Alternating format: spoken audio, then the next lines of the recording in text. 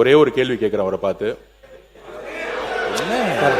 கேள்வி கேட்கக்கூடாது, கேள்வி கேட்க கூடாது. என்ன கேட்கிறேன்னு பேச சொல்லுவேன். ஒரு பதிவு, எனக்கு ஒரு பதிவு வேண்டும். சரி, கேள்வி கேட்க கூடாது. ஓகே, எதிர்கட்சி தலைவர் பார்த்து கேள்வி கேட்க கூடாதா? சரி, கேள்வி கேட்கல. சரி, ஒரு பதிவு பண்றேன். சரி, நான் ஒரு பதிவு பண்றேன். இங்க இருக்கவங்க ஒரு பதிவு பண்றேன். என் பதிவு என்னன்னு கேட்டுக்க சொல்லுங்க. நான் ஒன்னும் அவைக்கு வந்து தப்பா பேசல. நான் என்னோட கேள்வியை வாபஸ் வாங்கிடுறேன். என்னோட பதிவு பண்றேன். ஓகேங்களா? என்ன பதிவுனா, சமூக நீதி பேசக்கூடிய திராவிட முன்னேற்ற கழகம் அந்த காலத்துல அதிகாரம் கூட கிடையாது.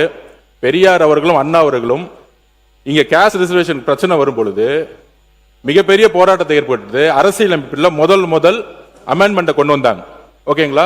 ஆனால் நான் என்ன பதிவு பண்றேன்னா, போன ஆட்சியில் சமூக நீதி பேசக்கூடிய திமுக சாதிவாதி கணக்கெடுப்பை பத்தி பேசவே கிடையாது. அது ஒன்றிய அரசு தான் செய்யணும். ஆனால் Telangana government, west Bengal government, பீகார்ல 3 மாசத்துல சாதிவாரி கணக்கெடுப்பு நடத்தி சோசியல் எக்கனாமிக்கல் ஸ்டேட்டஸ் அதை கொண்டு வந்து நடைமுறைப்படுத்தினாங்க. ஏன் கர்நாடகால முன்னாள் முதலமைச்சர் சீதாராமையா கொண்டு வந்தார் அதை. ஆனால் இங்க இருக்கக்கூடிய சமூக நீதி பேசிய திமுக சாதி வாரி கணக்கெடுப்பை ஃபைல தூக்கி எங்கேயோ போட்டுட்டாங்க. எங்களுடைய முதலமைச்சர், எங்க அரசு தான் சமூக நீதி கணக்கெடுப்பை இன்னைக்கு வந்து டிக்ளேர் பண்ணிக்கிறத பதிவு பண்றோம். ஏன் அவங்க நடத்தலன்னு சொல்லுங்க.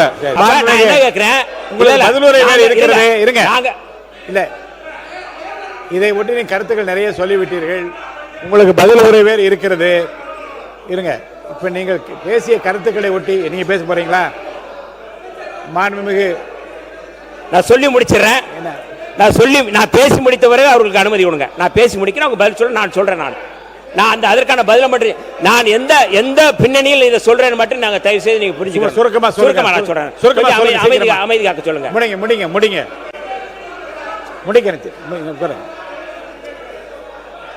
நீங்க முடிங்க. மாண்புமிகு சமூகத்துறை அமைச்சர் முடிங்க. மாண்புமிகு பேரவைத் தலைவர் அவர்களே, நான் இதை ஏன் சொல்கிறேன் என்றால், கிராமத்தில் வந்து சாதி பின்புலத்தில் அல்லது சாதி ஆதிக்கத்தில், பண்ணை ஆதிக்கத்தில் பல செயல்பாடுகள் இருக்கின்றன. நாங்கள் வந்து புதிய சட்டை போட்டா என்ன சட்டை போடுறான், இவன் என்ன புதிய சட்டை போடுறான், வெள்ளை சட்டை போடுறான்னு சொல்லுவாங்க. மாண்புமிகு என்ன சொல்ல வரேங்கிறதா தெரிய வேணாமா? மாண்புமிகு கொஞ்சம் உட்காருங்க. மாண்புமிகு அவை முடிச்சிடலாம்.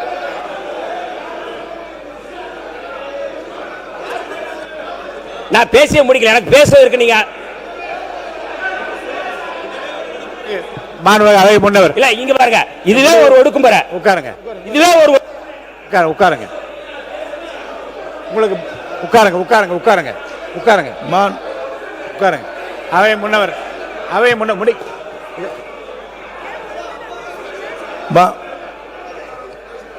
மாண்பு பேரவைத் தலைவர் அவர்களே, அவை முன்னவர் முடிங்க.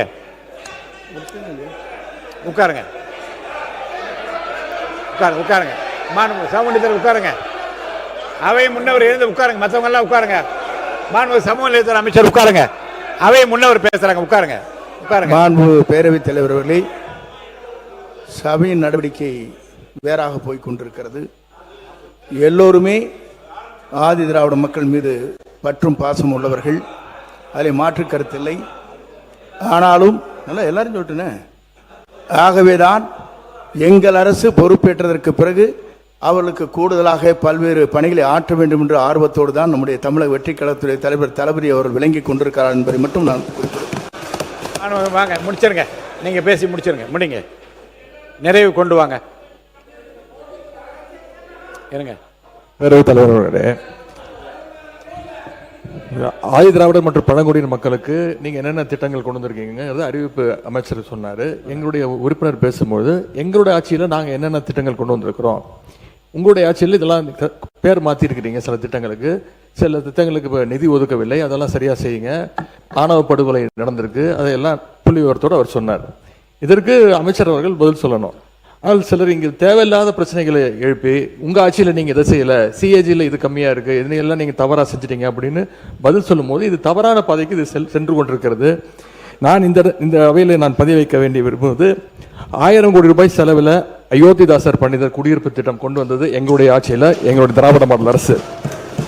1000 கோடி ரூபாய் மதிப்பீட்டில் தொல்குடி திட்டம், அம்பேத்கர் அயலக உயர்கல்வி திட்டத்தின் மூலம் 36 லட்சம் ரூபாய் வரைக்கும் நிதியுதவி, மகளிரை நில உரிமையாளர் ஆக்கிட நன்னிலம் திட்டம், சைதாப்பேட்டையில் 46 கோடி ரூபாய் மதிப்பீட்டில் MC ராஜா மாணவர் விடுதி, ஆதி திராவிடர் மற்றும் பழங்குடியினர் ஆணையம், இப்படி பல்வேறு திட்டங்களை சொல்லிக் கொண்டே போகலாம். இதே அமைச்சர் அவர்கள் பல்வேறு முறை பாராட்டியிருக்கிறார். இந்த திட்டங்களை எல்லாம் இதே அவையில் அவரே பதிவு வச்சிருக்கிறார்.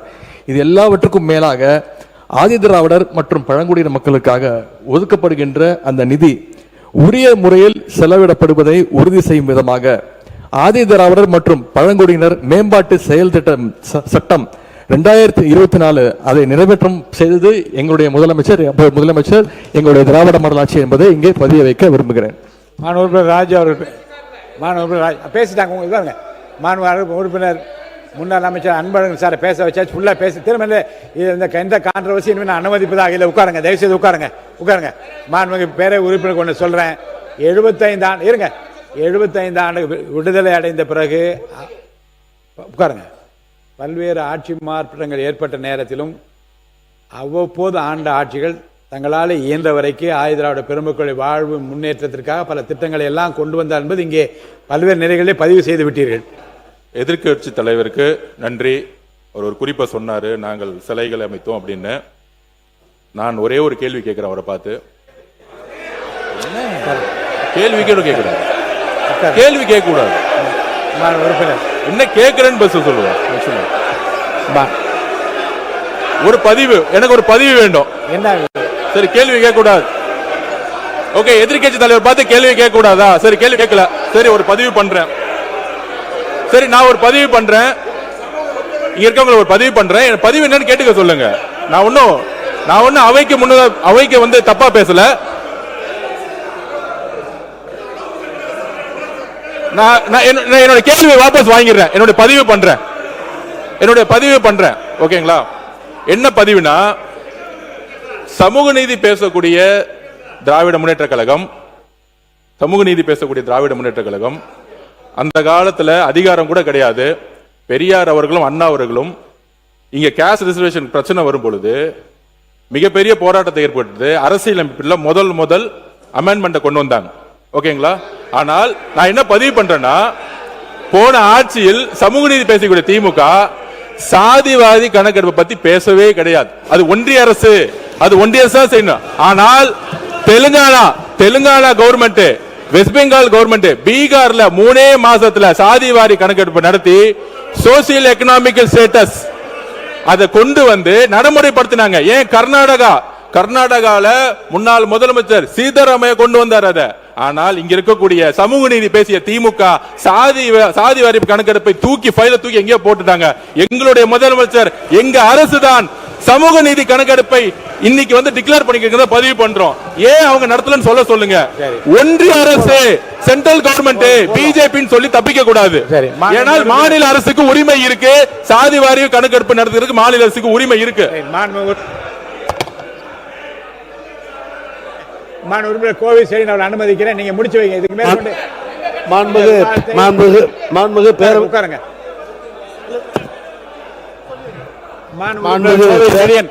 பேரவைத் தலைவர் அவர்களே, நீங்க வந்து பேசி இதை நிறைவு செய்யுங்க.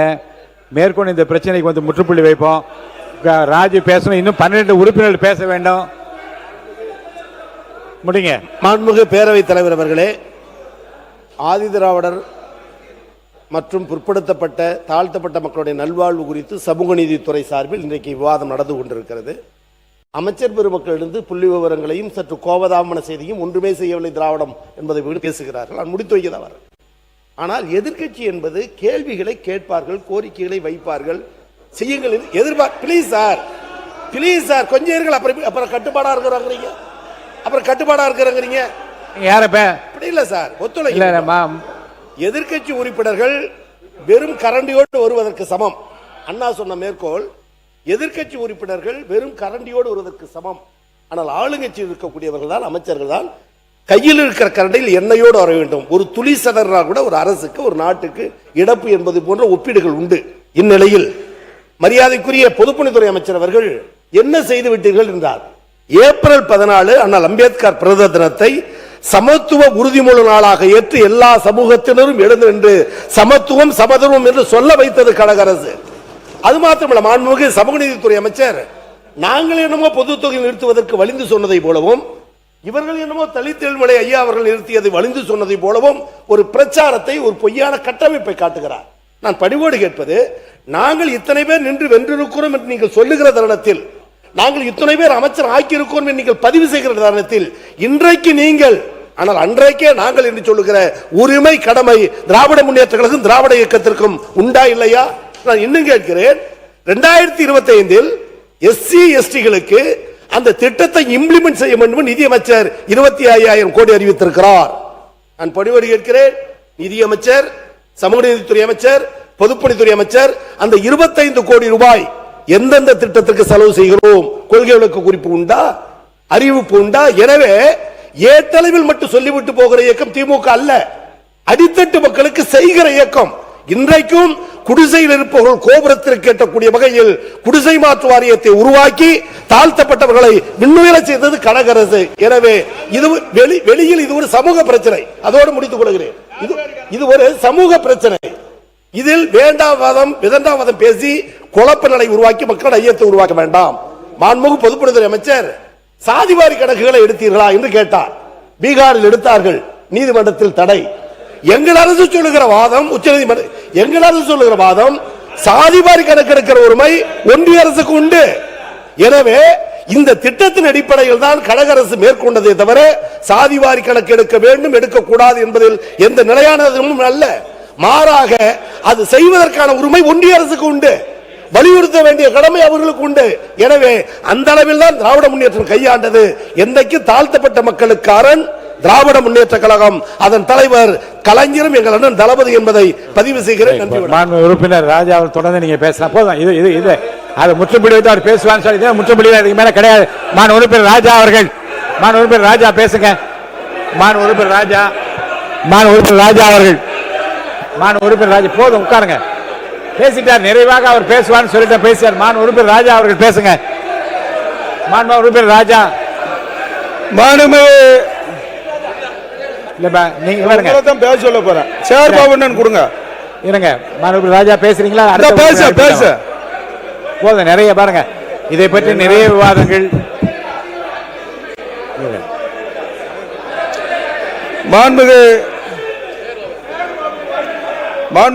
பேசிட்டீங்க. நான் என்ன சொன்னேன், அவர் பேசும்போது கோவில் செய்தி எனக்கு சொல்ல, நீங்க முற்றுப்புள்ளி வாங்கி பாருங்க. அவர் நிறைவு செய்து விட்டால் இனிமே பேச அனுமதி கிடையாது. மான் உறுப்பினர் ஈ ராஜா பேசுங்க, இல்ல அடுத்த உறுப்பினர் அழைத்து விடுவேன். மான் உறுப்பினர் ராஜா நீங்க பேசுங்க. நான் பேச ரெடி தான். இந்த சத்தத்தை நிப்பாட்டணும். உட்காருங்க. வாய்ப்பு யாருக்கும் வாய்ப்பு தருவதாக இல்லை. ஈ ராஜா நீங்க பேசுங்க, அடுத்த உறுப்பினர் பேச சபாநாயகர் ஈ ராஜா நீங்க பேச ஆரம்பிக்கலாம். மாண்புமிகு